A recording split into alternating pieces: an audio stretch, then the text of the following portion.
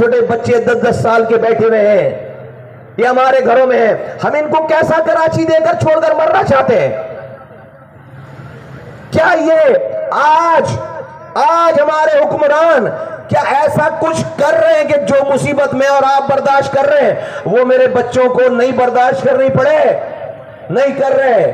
ہم سے برا ٹائم دیکھیں گے یہ، خدا نہ خواستہ،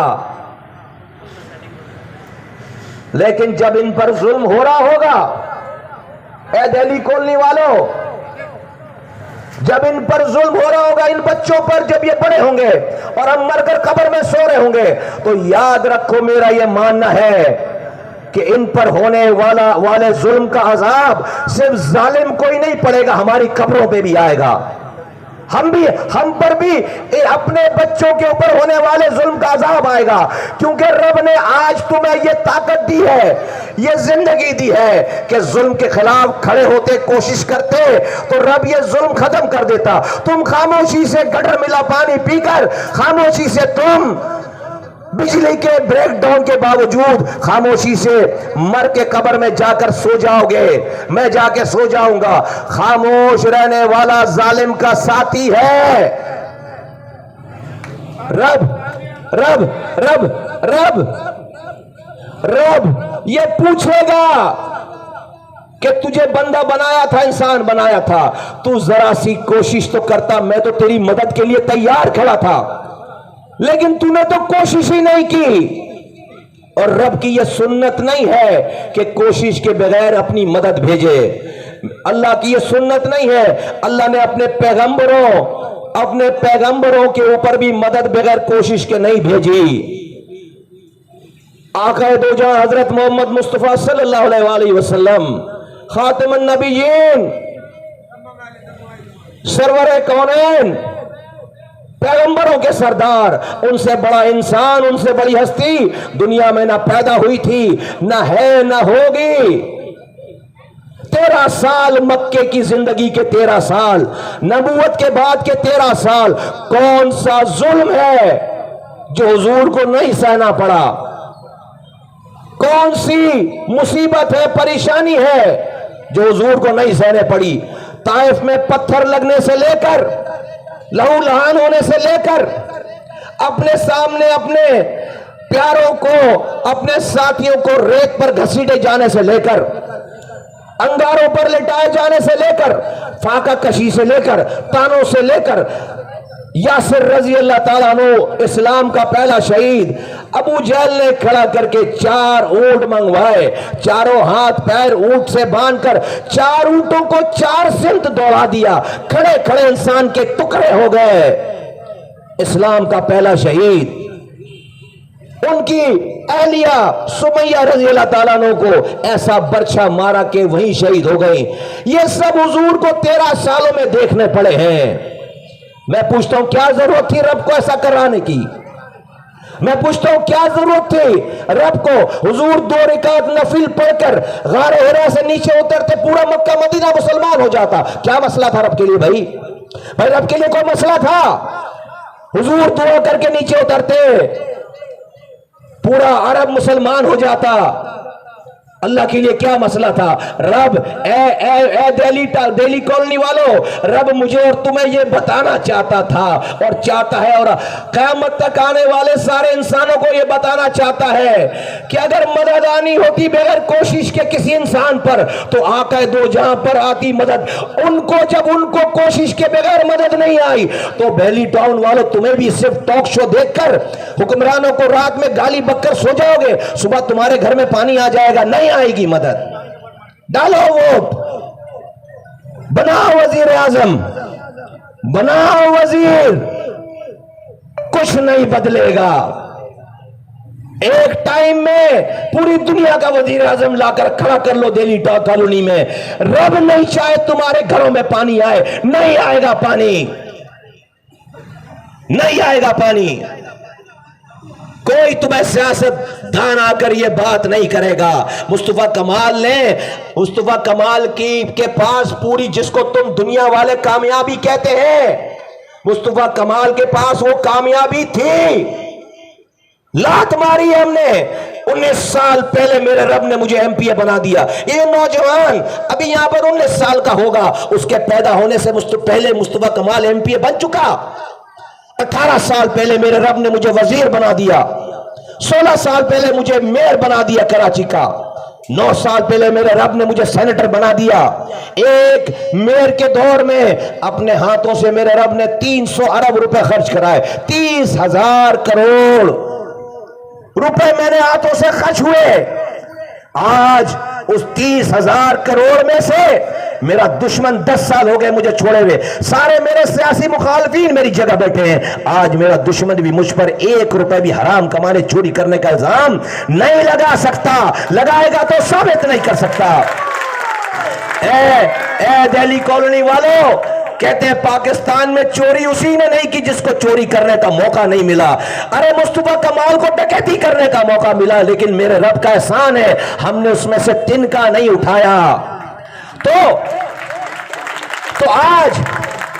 آج یہ سیاست, آج یہ گلی گلی جا کر لوگوں کو آواز میں ایم پی اے بننے کے لیے دے رہا ہوں, میں سینیٹر بننے کے لیے دے رہا ہوں, میں پیسے والی پوسٹ پہ آنے کے لیے دے رہا ہوں. ارے ابھی مجھے چیلنج کرو, ابھی اسی اسٹیج سے کھڑے ہو کر وزیروں والی پارٹی کو ایک میسج کروں, ہار پور لے کر آ کے مصطفیٰ کمال کو وزیر بنا کے لے کر جائیں. روزانہ آفر کرتے ہیں, روزانہ آفر کرتے ہیں, روزانہ آفر کرتے ہیں. یہ وزارت, یہ صدارت, یہ عہدے, یہ میری منزل. ہم نے ان سب کو جب ہی ہمارے پاس تھی ہم نے اس کو لات مار کے یہ رستہ اختیار کیا. وہ یہ وزارت ہماری منزل نہیں ہے. اللہ کے مخلوق کی خدمت کرنا ہے, رب کو راضی کرنا ہے, یہ ہماری منزل ہے. اس کی کوشش کرتے کرتے مر جانا ہے, یہ ہماری منزل ہے. ہمیں یہ بات سمجھ آ گئی ہے. تو یہ ہو نہیں سکتا کہ آپ صرف گھر میں بیٹھ کر ووٹ ڈالیں, 5 سالوں کے بعد آپ کا مسئلہ حل ہو جائے. دیکھو میں تمہیں بہت آسان سا نسخہ بتانا چاہتا ہوں.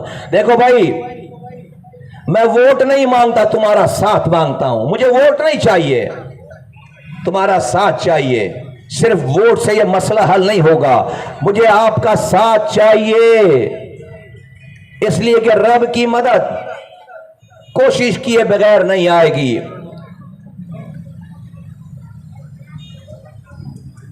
بنی اسرائیل تو جو بچے پیدا ہوتے تھے لڑکیوں کو زندہ چھوڑتے تھے اور لڑکوں کو ذبح کر دیتے تھے.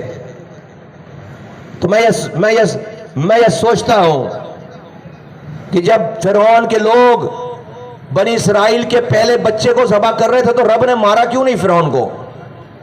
مارنا تھا نا, دفن کرتا اللہ کے لیے کوئی مسئلہ تھا؟ نہیں مارا. دوسرے بچے, اللہ وہ جو 70 ماؤں سے زیادہ پیار کرنے والا ہے, بچے ذبح کر رہے ہیں, رب مار نہیں رہا. دوسرے بچے پہ مار تھا, رب نہیں مارا. سینکڑوں ہزاروں بچے ذبح ہو گئے, فرعون کو نہیں مارا. کیوں؟ پورا بنی اسرائیل اپنے سامنے اپنے بچوں کو ذبح ہوتا دیکھ رہا تھا, ظلم کے آگے کھڑا نہیں ہو رہا تھا. رب نے مدد نہیں بھیجی, بچے مرتے گئے, بچے ذبح ہوتے گئے. موسیٰ علیہ السلام پیدا کیا, بڑا کیا, جوان کیا, نبوت دی. موسیٰ علیہ السلام کے کہنے پہ ہارون علیہ السلام کو نبوت دے دی. اب دونوں بھائی پیغمبر بن گئے. تو اللہ نے یہ نہیں بولا موسیٰ آپ پیغمبر بن گئے ہیں, اپنے بھائی کو پکڑیں, لیں اور جانے ماز پکڑ کر پہاڑ پر چڑھ جائیں, اللہ اللہ کریں, آپ کی دعا ختم ہوگی اور فرعون مر جائے گا. نہیں, رب نے نہیں بولا موسیٰ کو کہ جا کر نماز پڑھنے بیٹھ جاؤ. رب نے موسیٰ کو بولا جاؤ فرعون کے پاس جاؤ, آواز لگاؤ, سرکش ہو گیا ہے. رب نے موسیٰ کو طریقہ کار بتایا کیسے بات کرنی ہے. گئے, جا کر اسی ظالم فرعون کے آگے جا کر کھڑے ہوئے, آواز لگائی. وہ بنی اسرائیل جو اپنے بچوں کو اپنے سامنے ذبح ہوتا دیکھتے تھے نہیں کھڑے ہوئے. جب آہستہ آہستہ وہ موسیٰ علیہ السلام کی آواز پر کھڑے ہونے والے بنتے گئے اور اس ظلم کو سہنے کے باوجود فرعون کے ثابت قدم رہے, تو رب کا پھر فیصلہ آیا, ہاں بھئی اب مدد آئے گی. اور ایسی مدد آئی کہ سمندر کو حکم دیا رب نے کہ موسیٰ اور اس کے ساتھیوں کو رستہ بنا کر دو. اور اسی سمندر کو حکم دیا کہ فرعون اور اس کے لشکر کو غرق کرو۔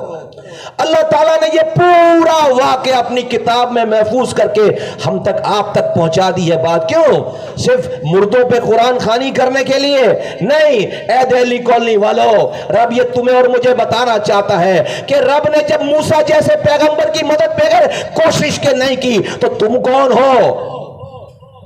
میں کون ہوں؟ ہم صرف حج کریں گے تو ظلم ختم ہو جائے گا، ہم صرف نمازیں پڑھیں گے تو ظلم ختم ہو جائے گا۔ تو موسیٰ علیہ السلام سے زیادہ اچھی نماز پڑھ سکتے ہو؟ موسیٰ علیہ السلام سے زیادہ اچھی نماز پڑھ سکتے ہو بھائی؟ حضور سے زیادہ اچھی دعا مانگ سکتے ہو؟ اللہ کی سنت ہی نہیں ہے۔ اللہ یہ واقعہ محفوظ کر کے بتا رہا ہے تم سب کو کہ اللہ نے جب موسیٰ جیسے پیغمبر کی مدد بغیر کوشش کے نہیں کی تو تمہاری اور ہماری بھی نہیں کرے گا۔ وہ بڑے لوگ تھے، ان کے امتحانات بڑے تھے، اللہ کو پتا ہے ہم کمزور لوگ ہیں، لیکن تھوڑی سی تو کوشش کرو، امر بالمعروف کرو، دو الفاظ تو بولو، اچھے کو اچھا اور برا کو برا بولو۔ کیسے مدد آئے گی؟ یہ معاشرہ ایسا ہو گیا ہے کہ جو شریف آدمی کے ساتھ بھی سیلفی کھنچواتا ہے اور اس شہر کو لوٹنے والے کے ساتھ بھی سیلفی کھنچواتا ہے۔ کوئی معاشرے میں صحیح اور غلط کی تمیز نہیں رہ گئی، سارے لوٹنے والے آرام سے دندناتے پھر رہے ہیں، کوئی ان کو شرمندگی نہیں ہے۔ تو میرے بھائیوں بزرگوں دوستوں، بیٹا ان کو ذرا آنٹی میں عمران خان نہیں ہوں بھائی، عمران خان ایسے حالات کر دیے حکمرانوں نے کہ لوگ اپنا دماغی توازن کھو بیٹھے ہیں۔ نہیں آئے گی مدد، نہیں آئے گی اگر ہم